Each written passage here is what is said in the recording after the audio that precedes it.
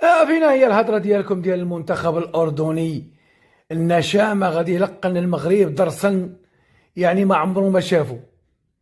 ايوا فينكم نتوما الاخرين اللي سنثقب الشباك سنمزق الشباك. المنتخب المغربي رقم صعبة ولد خالتي. منتخب النشامة بدكم تربحوا المغرب، رح اعطيكم التعويذة. اوعوا تقولوا هاتوا المغرب. يا بي يا بي يا بي نحن قلناها واكلنا كتلة اكلنا كتلة. ايوا التعويذة اللي عطيتي ما قدرت ليهم والو، ما كانوش موضيين. ها شتي. وحتى يوم الخميس مغرب حب برشا برشا، بس الكأس إلنا. طيب اوكي، بس شو رايك بالمباراه النهائيه؟ في قدره من الاردن يتغلب على المغرب بالمباراه النهائيه؟ طبعا اكيد طبعا، طالما قدر يتغلب على المنتخب السعودي كثير سهل انه يتغلب على المنتخب المغربي مع حبي إلهم اكيد. آسفة أختي الأردنية، برعناك بداك الصاروخ في 4 دقائق الأولى.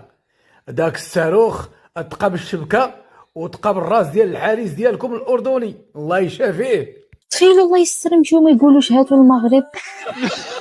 وانا اسمع الجمهور الاردني وش يردد. 1 2 1 2 3 4 3 4 يا مغربي.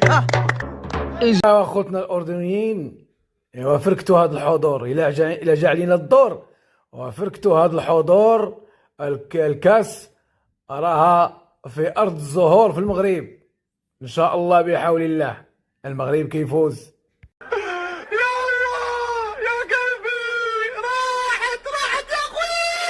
صافي لا تبكي ولا تسيلي دموع. شوف حنا والله العظيم غنخليو عندك هاد الكاس تبات عندك واحد الليله باش ما تمرضش بالفكره. صافي نخليو عندك تقطع منه الوحش وجيبيه هنا الرباط، ما كاين حتى شي مشكل. حنا المغرب راه كريم وديال الكرم، خليوه لك تقنع منه سيد. يا والله. وتخرج المغرب غدوه، اقسم بالله غير كبش نحطوا، وراكم تعرفوا الكلمه هذه. اقسم بالله ما راني نقصر، اقسم بالله العظيم، ويخرجوا غدوه المغرب غير كبش.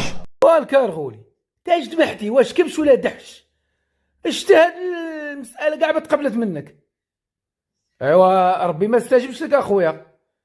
شتي ذبحتي بلا يسريه الكارغولي.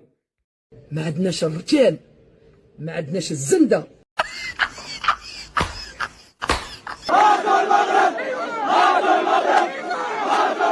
نتمنى من الشعب الاردني